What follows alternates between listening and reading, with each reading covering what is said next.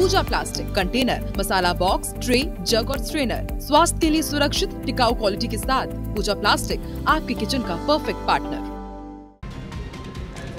खत्म होने वाला है आज मध्य प्रदेश की तमाम बहनों का इंतजार। आज मध्य प्रदेश की लाडली बहनों के खातों में आएंगे 1500 रुपए।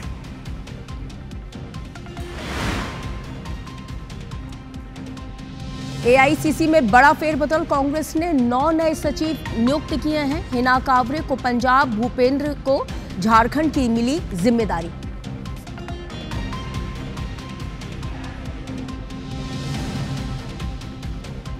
मॉडल खुशबू के लिव इन पार्टनर कासिम के खिलाफ केस हुआ दर्ज। मारपीट, लव जिहाद और SC/ST एक्ट के तहत FIR। बुरहानपुर के हकीमी अस्पताल में महिला की मौत पर जोरदार हंगामा। परिजनों ने डॉक्टर पर लगाए लापरवाही बरते जाने के आरोप। बीजेपी कार्यकर्ताओं ने समर्थन देने के लिए पहुंचे अस्पताल। बिहार विधानसभा चुनाव 2025 के लिए दोनों फेज की वोटिंग हुई खत्म। 7 एग्जिट पोलों के अनुमानों में एक बार फिर से एनडीए की बन रही सरकार।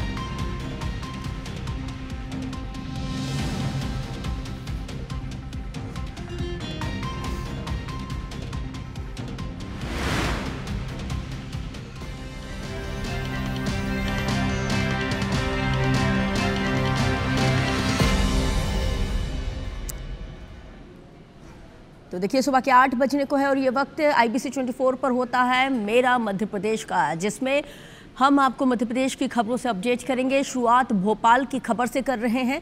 जी हां, भोपाल की खबर, क्योंकि भोपाल की मॉडल खुशबू उर्फ खुशी की मौत के मामले में एक नया खुलासा, FIR दर्ज कर ली गई है और पुलिस ने मंगलवार देर रात उसके लिव इन पार्टनर कासिम के खिलाफ मारपीट, लव जिहाद और SC/ST एक्ट के तहत मुकदमे को दर्ज कर लिया है। इसके साथ ही ये मामला खुशबू के परिजनों के बयान के आधार पर दर्ज किया गया है। पोस्टमार्टम रिपोर्ट में किसी भी तरह के कोई भी मारपीट के निशान, हालांकि फर्स्ट प्राइमा फेसी अभी तक जो निकल के आई है उसमें नहीं मिले हैं, लेकिन जिस तरह से नए खुलासे इस पूरे घटनाक्रम में हो रहे हैं वो वाकई में बेहद चौंकाने वाला है। तो ये मामला खुशबू के परिजनों के बयान के आधार पर FIR को यहाँ पे दर्ज किया गया है। इधर पुलिस को खुशबू के पोस्टमार्टम रिपोर्ट में उसके साथ मारपीट के कोई निशान नहीं मिले हैं।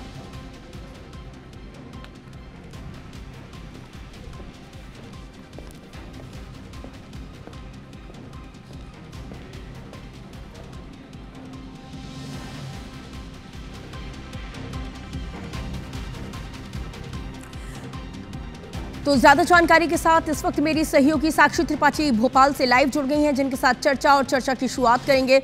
साक्षी, केस दर्ज हो गया है, इसके साथ ही और क्या कुछ खुलासे?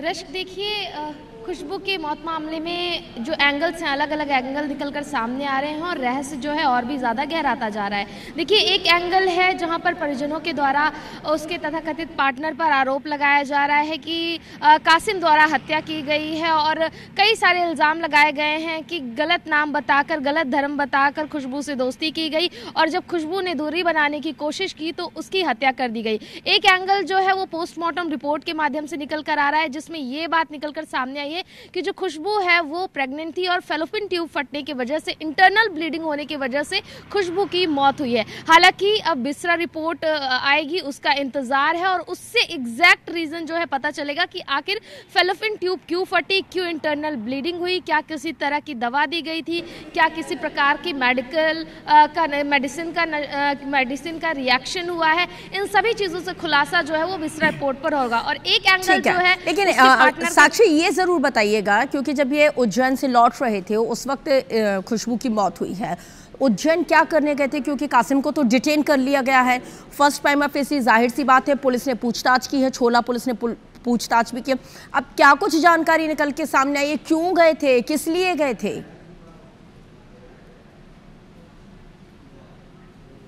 देखिए रश्क उज्जैन गए हुए थे इसलिए क्योंकि कासिम ने बताया कि मैं अपनी माँ और बहन से मिलवाने के लिए खुशबू को उज्जैन लेके गया था। इसकी सूचना खुशबू के परिजनों को भी कासिम द्वारा दी गई थी कि आपकी बेटी मेरे साथ है, और अपने माँ और बहन से मिलवाने के लिए खुशबू को वो लेकर गया था। और उसने ये भी बताया कि मेरे घर पर उसने मेरी माँ और बहन के लिए चाय भी बनाकर दी, लेकिन सुबह से उसके पेट में जो दर्द है वो देखने को मिल रहा था। और साथ ही साथ बस कंडक्टर से भी जब पूछताछ की गई तो बस कंडक्टर ने कहा कि खुशबू इस हालत में नहीं थी कि वो बस में बैठ सके, लेकिन उसे बस में बिठाया गया और फिर उसकी तबीयत जो है एक खराब हुई, वो बेहोश हो गई और बेहोशी की हालत में उसे बीच रास्ते पर उतारा गया और वहां से उसे उसका जो पार्टनर है वो अस्पताल लेके गया, जहां पर उसे मृत घोषित कर दिया गया। आप नजर बना के रखिएगा, अपडेट आपसे आगे भी लेंगे। शुक्रिया जानकारी साझा करने के लिए।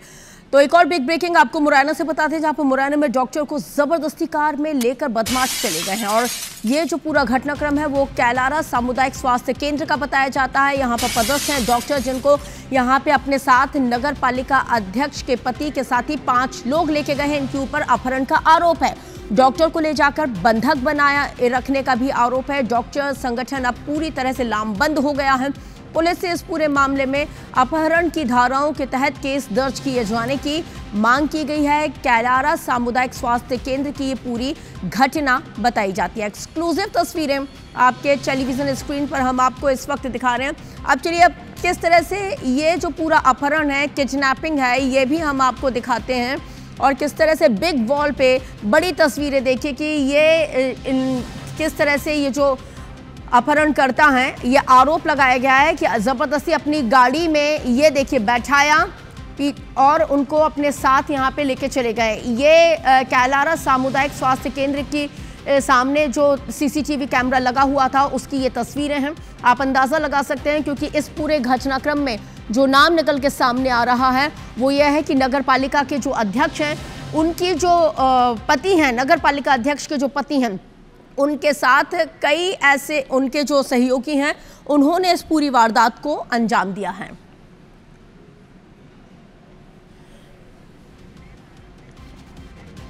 सत्येंद्र सिंह तोमर ज्यादा जानकारी के साथ इस वक्त मेरे सहयोगी जुड़ गए। सत्येंद्र, इस पूरे अपहरण के पीछे की वजह क्या है? वाकई में अपहरण हुआ है या कुछ और?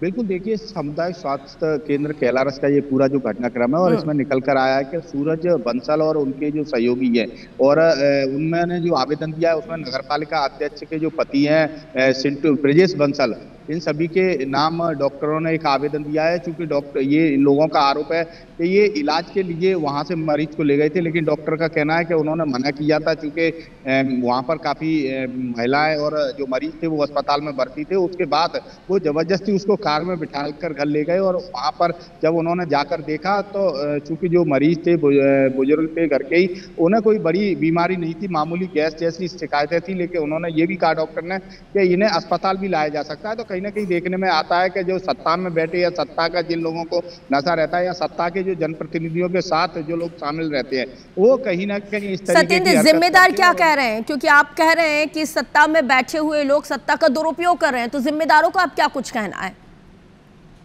बिल्कुल, देखिए अब पुलिस जिस तरीके से जो आवेदन डॉक्टर संगठन की जो टीम है, डॉक्टर है, बीएमओ है, सभी ने कैलारस थाने में आवेदन दिया, जिसमें ब्रजेश बंसल और जो सूरज बंसल और उनके जो सहयोगी थे उनके जो नाम लिखकर आवेदन दिया है। अब पुलिस इस पूरे मामले को में जांच कर दोषियों पर कार्रवाई करने की बात कर रही है। सीसीटीवी फुटेज भी सामने आया है। सीसीटीवी फुटेज के आधार पर पुलिस का कहना है कि जो भी इसमें आरोपी होंगे उन सभी के खिलाफ अपहरण और बंधक बनाने जैसी जो भी धाराएं होंगी उन पर मामला दर्ज किया जाएगा कि आखिर, और इस पूरे मामले की जांच की जाएगी कि आखिर विवाद का कारण क्या हुआ है। हालांकि कुछ डॉक्टरों का दबी आवाज में यह भी मानना है कि सत्ता में जो बैठे लोग हैं, तो कहीं ना कहीं देखा जाए तो इसमें एक आध लोगों को बचाया भी जा सकता है। हो सकता है कि जिन धारा में डॉक्टर से जो मांग कर रहे हैं, जिन धारा में मामला दर्ज होना चाहिए, उन धारा में मामला दर्ज नहीं किया जाए। चलिए ठीक है, आप नजर बना के रखिएगा, अपडेट आपसे आगे भी लेंगे। बहरहाल अब तक की जानकारी साझा करने के लिए आपका बहुत शुक्रिया।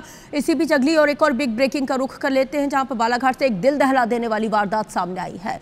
प्रेम प्रसंग के चलते एक युवक ने दिन दहाड़े बीच चौराहे पर युवती की बेरहमी से हत्या कर दी। घटना बहियर थाना क्षेत्र के आम गांव की बताई जाती है। यहां पर सुबह करीब 10 बजे इस इस सनसनीखेज वारदात को कितनी आसानी से अंजाम दिया गया, बेखौफ होकर अंजाम दिया गया। जानकारी के मुताबिक मृतका का नाम शीतल उर्फ रीतू भंडारकर बताया जाता है। इसके साथ ही उसकी उम्र करीब 22 साल की थी। वो यहाँ पर आम गांव की रहने वाली है। शीतल बहियर की एक इलेक्ट्रॉनिक दुकान में काम करती थी। रोजाना की तरह वो घर से काम के लिए निकली हुई थी, लेकिन जैसे ही वो गांव के चौराहे पर पहुंची, वहां पर पहले से मौजूद आरोपी रोशन सार्वे ने उसकी बात पर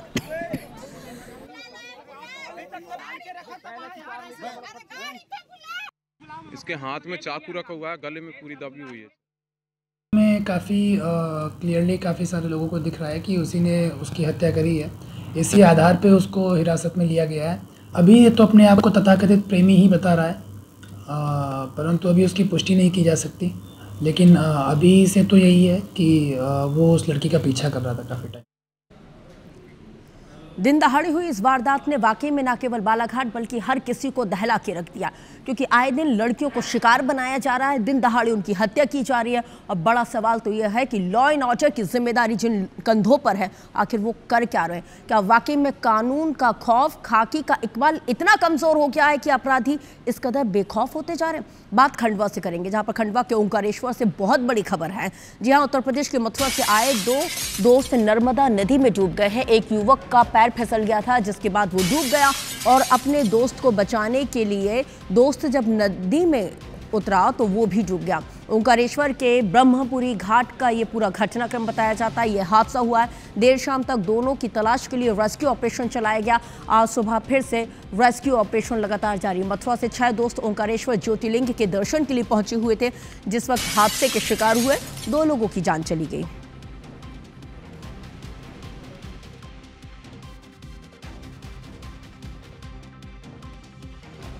ज्यादा जानकारी के साथ प्रतीक मिश्रा जुड़ गए हैं। प्रतीक, क्या रेस्क्यू पूरा हो गया? जी, कल रात में जिस तरीके से रेस्क्यू का ऑपरेशन चलाया गया था, चूंकि अंधेरा काफी ज्यादा हो गया था, इसलिए रेस्क्यू को रात में रोक दिया गया था और सुबह से जो रेस्क्यू ऑपरेशन है उसको वापस से शुरू किया गया है और लगातार सर्चिंग की जा रही है। जी, बहुत शुक्रिया जानकारी साझा करने के लिए आपका।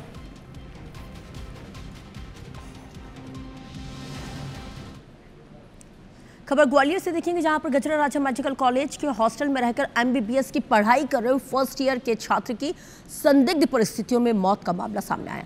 बताया जाता है कि छात्र 2nd फ्लोर से नीचे गिरा और जिसके तुरंत बाद ट्रॉमा सेंटर उसको ले जाया गया, जहां पर डॉक्टरों ने उसे मृत घोषित कर दिया।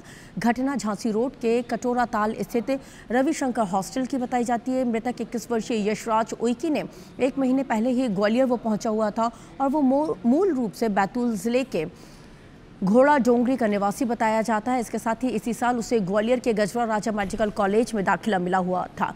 Ravishankar Shukla junior boys hostel के 1st फ्लोर पर उसे रहने के लिए रूम मिला था। परिजन इस पूरे घटनाक्रम पर सवाल उठा रहे हैं, तो वहीं पुलिस जांच के बाद स्थिति को स्पष्ट करने की बात कर रही है। 11 बजे रात को बच्ची की सूचना ये मिला फोन के माध्यम से कि आपका बच्चा हॉस्टल से ये छत से गिर चुका है और वो एडमिट है हॉस्पिटल में, आप जल्द से जल्द आइए। फर्स्ट ईयर का छात्र था ये यशवीर उइके, जो कि ये दुखद घटना हुई है वो हम सब लोगों के लिए बहुत ही दुखद है कि इस तरह से किसी भी छात्र की, जो कि फर्स्ट ईयर का छात्र था, मौत हुई है। हमारे लिए भी बहुत दुखद है, पेरेंट्स के लिए तो है ही। तो अभी जांच कर रहे हैं कि किस वजह से, कैसे ये गिरा, क्या हुआ, ये सारा अभी जांच का विषय है। मेडिकल छात्र यशराज उइके कल रविशंकर होटल में दिनांक 10/11/25 की रात में 9 बजे गई होटल की छत से गिरने की सूचना मिली थी, जिसको इलाज हेतु ट्रॉमा सेंटर में भर्ती कराया गया था और रात में उसकी मृत्यु होने पर बॉडी को शिफ्ट कराया गया था पोस्टमार्टम करने के लिए, जिसका पीएम कराया जा रहा है। आगे बढ़ेंगे, बात करेंगे दतिया जिले से, जहां पर एक सरकारी शिक्षक ने स्कूल के बाथरूम में रस्सी के फंदे से फांसी लगाकर आत्महत्या कर ली है। घटना पंडोखर थाना क्षेत्र के सालोन बी शासकीय उच्चतर माध्यमिक विद्यालय की बताई जाती है। यहाँ पर पदस्थ शिक्षक उदयभान सिहरी ने सुसाइड कर लिया है। परिजनों के मुताबिक मृतक बूथ लेवल ऑफिसर यानी कि बीएलओ के पद पर बीएलओ के काम से खासा परेशान था और लगातार मानसिक दबाव से वो गुजर रहा था। हालांकि दतिया कलेक्टर ने इस पर जांच की बात जरूर कही है। गया है। इनको बहुत ज़्यादा मानसिक रूप से डिप्रेशन में चल रहे थे। 10-15 दिन से BLO का भी उन पर चार्ज आ गया, तो उसके चक्कर में बहुत ज़्यादा डिप्रेशन में लगे, क्योंकि उनको मोबाइल चलाना, गाड़ी चलाना आता नहीं था। तो देखिए, राजा रघुवंशी केस में अब राजा के परिजनों की शिलोंग कोर्ट में गवाही शुरू हो चुकी है और शिलोंग कोर्ट में राजा के भाई विपिन की गवाही हुई और इसके लिए राजा का भाई विपिन रघुवंशी शिलोंग जा पहुंचा। शिलोंग में कोर्ट जाने से ठीक पहले विपिन ने स्थानीय पुलिस से भी मुलाकात की है। शिलोंग से राजा के भाई विपिन ने वीडियो जारी करते हुए कहा है कि आज सेशन कोर्ट में मेरी गवाही हुई है। 1.5 घंटे तक राजा के भाई विपिन के साथ पूछताछ की गई है, लेकिन पूछताछ पूरी नहीं होने की वजह से राजा के भाई विपिन को 26 नवंबर की डेट दे दी गई है। हालांकि राजा के भाई ने वीडियो जारी करते हुए ये भी कहा है कि अभी तक उसे चार्जशीट में मौजूद कई बातों की जानकारी नहीं मिल पाई है। राजा रघुवंशी हत्याकांड में शिलोंग की कोर्ट में केस इस वक्त चल रहा है, जिसमें कि अब लगातार चार्जशीट फाइल होने के बाद गवाही का दौर जारी है।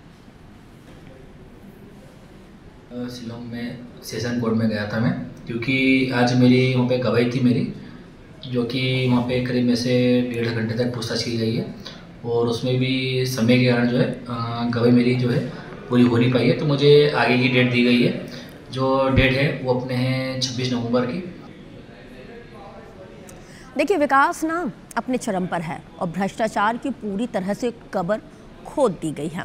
ये हम नहीं कह रहे हैं, ये मध्य प्रदेश में शासन प्रशासन के दावे हैं, लेकिन मुरैना के एक शख्स ने इन तमाम सभी दावों का जुलूस निकाल कर रख दिया है।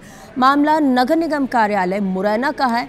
वजह है निर्माण की अनुमति और जुलूस निकालना। भ्रष्टाचारी रिश्वतखोरी अधिकारियों का कैसे यहाँ पे जुलूस निकाला गया है, इस रिपोर्ट को देख के समझते हैं। तो वो के शर्मा जी के 10,000 से कम नहीं होंगे? नहीं होंगे। बात खत्म नहीं होगी शर्मा जी, नहीं तो आप कार्रवाई होगी इस पे। ये तस्वीरें हैं मुरैना नगर निगम की। सामने बैठी हैं महापौर शारदा सोलंकी और सामने खड़ा फोन कॉल पर बातचीत सुनवा रहा है ये शख्स पंकज राठौर है, जो पिछले कई महीनों से अपने घर को बनवाने की परमिशन के लिए नगर निगम के चक्कर काट रहा है।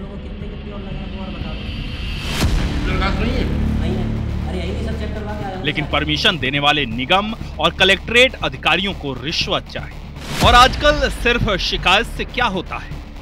ऐसे में पंकज राठौर ने सीधे उस अधिकारी को कॉल लगाया और महापौर को उसकी जुबानी ही रिश्वत का पूरा मीनू सुनाया। अब अपन को क्या करना है? आपको देने 3,000 रुपए मैं दे देता हूँ। 3,000 फोन पे कर दूँ, है ना? इसके बाद सारा काम आप देख लो, वो कितने और लगे हैं वो और बता दो। मैंने आपको बता दिया। तो वो के शर्मा जी के 10,000 से कम नहीं होंगे? नहीं होंगे। और 4,000 किसको देने हैं? फोटो वाले को। उनका नाम क्या है? वो भानु तोमर। भानु तोमर। तो 4,000 उनके जाएँ, के शर्मा जी के 10,000 जाएंगे। यार बिल्डिंग कलर। उनका नाम क्या है? वो अजय परियार है शायद। अजय परियार। तो ऐसे 15-17 हज़ार का जाएंगे। ये सरकारी खर्चे के अलावा लेंगे? सरकारी रसीद आपको बनती है। सरकारी रसीद में अलग भरूंगा, ये रिश्वत के जाएंगे 18,000। ठीक। अब बताओ किसको लगाना है सर? आप तो मेरे को अपना नंबर दे दो, फाइल का बात खत्म। बात खत्म नहीं होगी शर्मा जी। नहीं तो आप कार्रवाई होगी इस पे। ये सब सुन महापौर दंग रह गई। शिकायतकर्ता ने नगर निगम और कलेक्ट्रेट के कई कर्मचारियों पर रिश्वत मांगने का आरोप लगाया। अनुमति चाहिए थी, तो अनुमति के लिए 5-6 ऑफिसरों के पास गया मैं। राजस्व विभाग गया तो वहाँ भी रिश्वत मांगी गई है। यहाँ आया तो यहाँ भी रिश्वत मांगी नगर निगम में, और सरकारी खर्चे के अलावा और भी पैसे मांगे जा रहे हैं। अब एक बार मांगी गई रकम और रिश्वतखोरी के जिन पर आरोप लगे उनकी लिस्ट देख लीजिए। मुरैना का रिश्वत कार्ड। राजस्व विभाग के RI अशोक भारती को 10,000 रुपए चाहिए थे। नगर निगम के मोहर सिंह को 8,000 रुपए देने होंगे। शैलेंद्र श्रीवास्तव को 6,000 रुपए, वहीं के शर्मा को 10,000 रुपए देने होंगे। ये हमारे कर्मचारी के खिलाफ उन्हें शिकायत करी है। जो भी दोषी होगा उनके खिलाफ मैं कार्रवाई करूंगी। उनको जो भी मेरे सख्त से सख्त कार्रवाई हुई। उसकी नोट शीट मैंने बना दी उसको सस्पेंड करने से। मुरैना में भ्रष्टाचार की जड़ें कितनी गहरी हैं, इसका अंदाजा इस एक शिकायत से ही लगाया जा सकता है। ये खेल सिस्टम की जमीनी हकीकत है। महापौर ने एक्शन लेने की बात तो कही है, लेकिन सवाल वही है कि क्या मुरैना नगर निगम से रिश्वतखोरी खत्म हो पाएगी? सत्येंद्र सिंह तोमर, IBC 24, मुरैना। आगे बढ़ेंगे, बात करेंगे दिल्ली इंदौर से, जहां पर दिल्ली धमाके में महू कनेक्शन भी अब निकल के सामने आया है। इसके साथ ही अल फलाह विश्वविद्यालय के चेयरमैन का महू कनेक्शन निकला है। 25 साल पहले महू छोड़कर वो यहाँ पे जवाद का परिवार और भाई पर धोखाधड़ी का केस दर्ज किया गया था। यहाँ पे जवाद सिद्दीकी का नाम जोड़ने के बाद अब उसके सारे रिकॉर्ड्स यहाँ पे खंगाले जा रहे हैं। तो जवाद के भाई पर धोखाधड़ी का केस यहाँ पे दर्ज किया गया है। चेयरमैन का महू कनेक्शन है। 25 साल पहले महू छोड़कर ये परिवार चला गया था। जवाद के भाई पर यहाँ पे धोखाधड़ी का केस दर्ज किया गया है। तो बिग ब्रेकिंग, जवाद सिद्दीकी का नाम जोड़ने के बाद अब तमाम रिकॉर्ड्स को एक बार फिर से नए सिरे से खंगाला जा रहा है।